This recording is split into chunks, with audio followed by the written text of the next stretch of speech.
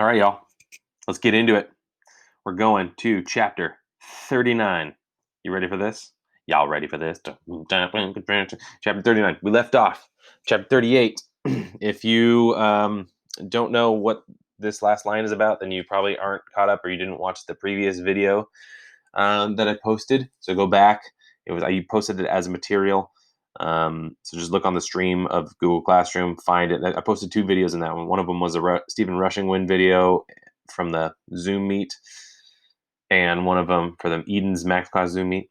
And then the other one was chapter 38 and 37, 37, 38. If you don't know anything about onions, then you didn't read that chapter. Then about biting into an onion or digging into mud. It's kind of a spoiler, but just go back, okay? But if you are caught up and you know what this last line here, a hot fudge sundae, what is it? He bit into something, a hot fudge sundae. Okay. So let's do this. Let's go. Chapter 39. Stanley awoke in a meadow, looking up at the giant rock tower. It was layered and streaked with different shades of red, burnt orange, brown, and tan. It must have been over 100 feet tall. So Stanley's waking up in a meadow right now, you guys. A meadow. That means full of plants. That means full of water, full of life. And we know that where they just left off, Stanley and Zero, was on the top of this mountain where they found an onion that he bit into. They found a bunch of water. He was digging in the mud. Lower he dug, the more and more water came out. And this is when they were almost down. Stanley fell. He was tired. They were both tired. He was carrying Zero, right? Then he found this water and this onion, and the hot fudge sundae that he promised Zero, which obviously is not a hot fudge sundae, but it's food, man. It might as well be a hot fudge sundae. Food is food. Stanley awoke in a meadow, looking up at the giant rock tower. It was layered and streaked with different shades of red, burnt orange, brown, and tan. It must have been over 100 feet tall. Stanley lay a while, just looking at it. He didn't have the strength to get up. It felt like the insides of his mouth and throat were coated with sand. And no wonder. When he rolled over, he saw the water hole. It was about 2.5 feet deep and over 3 feet wide, and at the bottom lay no more than 2 inches of very brown water. His hands and fingers were sore from digging, especially under his fingernails. He scooped some dirty water into his mouth and swished it around, trying to filter it with his teeth. Filter it, catch all the dirt with his teeth and just swallow the water. Zero moaned. So Zero's still hurting. Stanley started to say something to him, but no words came out of his mouth. He had to try again. How are you doing? It hurt to talk. You ever have a sore throat and it hurts to talk? That's what I imagine this feels like. Not good, Zero said quietly. With great effort, he rolled over, raised himself to his knees, and crawled to the water hole. He lowered his head into it and lapped up some water.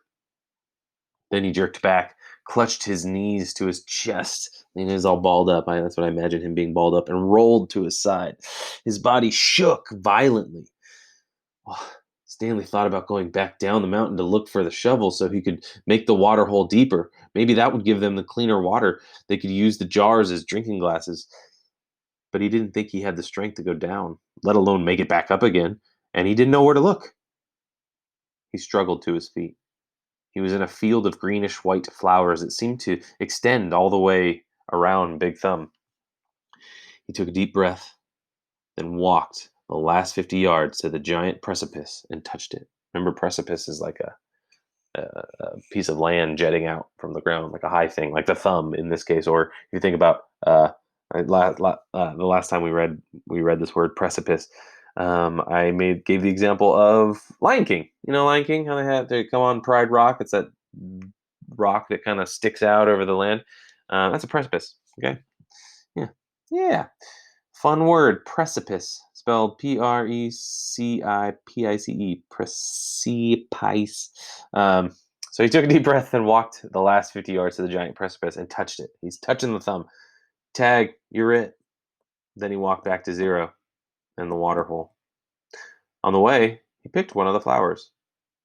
It actually wasn't one big flower, he discovered, but instead Each flower was really a cluster of tiny little flowers that formed a round ball. He brought it to his mouth, but had to spit it out. So he tried to eat it, but it was gross. He could see part of the trail he made the night before when he carried Zero up the mountain. If he was going to head back down and look for the shovel, he realized he should do it soon while the trail was fresh. But he didn't want to leave Zero. He was afraid Zero might die while he was gone. Zero was still lying doubled over on his side. I gotta tell you something, he said with a groan. Don't talk, said Stanley. Save your strength. No, listen, Zero insisted. Then he closed his eyes as his face twisted with pain. I'm listening, Stanley whispered. I took your shoes, Zero said. Stanley didn't know what he was talking about. His shoes were on his feet. That's all right, he said. Just rest now. It's all my fault, said Zero. It's nobody's fault, said Stanley. I didn't know, Zero said. That's okay, Stanley said. Just rest. Zero closed his eyes. But then again he said, I didn't know about the shoes. What shoes? From the shelter. It took a moment for Stanley to comprehend. Comprehend means like realize, understand. It means understand. It took a moment for Stanley to comprehend. Clyde Livingston's shoes? I'm sorry, said Zero. Stanley stared at him. It was impossible. Zero Zero was delirious. He didn't know what he was talking about. He was too much in pain now. He was out of it. He's delirious. Zero's confession seemed to bring him some relief. The muscles in his face relaxed. As he drifted into sleep, Stanley softly sang him the song that had been in his family for generations. If only the woodpecker sighs, the bark on the tree was just a little bit softer, while the wolf waits below, hungry and lonely, he cries to the moon. If only, if only. Ooh, okay. So, Zero just confessed to being the one to steal the shoes. And if you don't know the story, if you don't remember, the whole reason Stanley is here at Camp Green Lake for punishment is because he stole this famous basketball player's shoes from a homeless shelter for kids, right? He was accused of that. He didn't do it. They just fell in his hands, right? They fell in his hands. He didn't steal them, but he was caught with them. So it really wasn't his fault. But now Zero's saying, I took your shoes. So Zero is saying he's the one who did it. Wow. What is going through Stanley's head right now? Let us keep reading, shall we? When Stanley found the onion the night before, he didn't question how it had come to be there. He just ate it gratefully. But now, as he sat gazing at the big thumb in the meadow full of flowers, he couldn't help but wonder about it. If there was one wild onion, there could be more. He intertwined his fingers and tried to rub out the pain. He's got pain in his hands. Then he bent down and dug up another flower, this time pulling up the entire plant, including the root. Now, if you know anything about onions, you'll know that the onion is actually part of the root. It's underground, like a carrot. Onions! Fresh, hot, sweet onions! Sam called as Mary Lou pulled the cart down Main Street. 8 cents a dozen! It was a beautiful spring morning. The sky was painted pale, blue, and pink. Ooh, so it didn't show a gap because this is actually the next page, but there's like gap here. So it's going back in time now. From this last paragraph, then he bent down, pulled up another flower, this time pulling up the entire plant, including the root. Now we're going, it's a big gap. Doesn't look like this on this page, but it's because it's going to the next page. But now we're going on to another time, Going back in time because we're talking about Sam, the guy who sold onions, who was in love with Kate, right? Onions, fresh, hot, sweet onions, Sam called as Mary Lou pulled the cart down Main Street. 8 cents a dozen. It was a beautiful spring morning. The sky was painted pale blue and pink, the same color as the lake and the peach trees alongside its shore. Mrs. Gladys Tennyson was wearing just her nightgown and robe as she came running down the street after Sam. Mrs. Tennyson was normally a very proper woman who never went out in public without dressing up in fine clothes and a hat, so it was quite surprising to the people of Green Lake to see her running past them. Sam! She shouted. Whoa, Mary Lou, said Sam, stopping his mule and cart. Good morning, Miss Tennyson, he said. How's little Becca doing? Gladys Tennyson was all smiles. I think she's going to be all right. The fever broke about an hour ago, thanks to you. I'm sure the good Lord and Doc Hawthorne deserve most of the credit. Right, because remember, Sam and Doc Hawthorne, anytime anybody was sick, they would go to both of them. Sam would give them onions, and Doc Hawthorne would be like, yeah, here's what you should do to get healthy, and go get some onions from Sam. So they kind of helped each other out that way. Um, the good Lord, yes, agreed Miss Tennyson, but not Mr. Doc Hawthorne. That quack wanted to put leeches on her stomach. Leeches, my word. He said they would suck out the bad blood. Now you tell me, how would a leech know good blood from bad blood? I wouldn't know, said Sam. It was your onion tonic, said Mrs. Tennyson. Oh yeah, I remember he made like a tonic. He made a medicine with onions. That's right. That's what saved her. Other townspeople made their way to the cart. Good morning, Gladys, said Hattie Parker. Don't you look lovely this morning? Several people snickered, right? She's in her nightgown. She's got like this big floppy robe on, right? Good morning, Hattie, Mrs. Tennyson replied. Does your husband know you're parading about in your bedclothes? Hattie asked. There were more snickers. Not the candy, right? Snickers just means like people like joking, like, like whispering and laughing. My husband knows exactly where I am and how I am dressed. Thank you, said Mrs. Tennyson. We have both been up all night and a half the morning with we have both been up all night and half the morning with Rebecca. She almost died from stomach sickness. It seems she ate some bad meat. Hattie's face flushed. Her husband, Jim Parker, was the butcher. It made my husband and me sick as well, said Miss Tennyson, but it nearly killed Becca. What with her being so young? Sam saved her life. It wasn't me, said Sam. It was the onions. I'm glad Becca's all right, Hattie said contritely. I keep telling Jim he needs to wash his knives, said Mr. Pike, who owned the general store. Hattie Parker excused herself, right? She's embarrassed her husband was the butcher, and that's what made people sick. Hattie Parker excused herself, then turned and quickly walked away. Tell Becca that when she feels up to it, come by the store for a piece of candy, said Mr. Pike. Thank you, I'll do that. Before returning home, Miss Tennyson bought a dozen onions from Sam. It's 12 dozen. She gave him a dime and told him to keep the change. I don't take charity, Sam told her, but if you want to buy a few extra onions for Mary Lou, I'm sure she'd appreciate it. So he's like, don't give me a tip. Like I don't take tips. Like I want to work for my money, but if you want, you can buy some onions for Mary Lou, and I'll just feed her that. All right then, said Miss Tennyson. Give me my change in onions.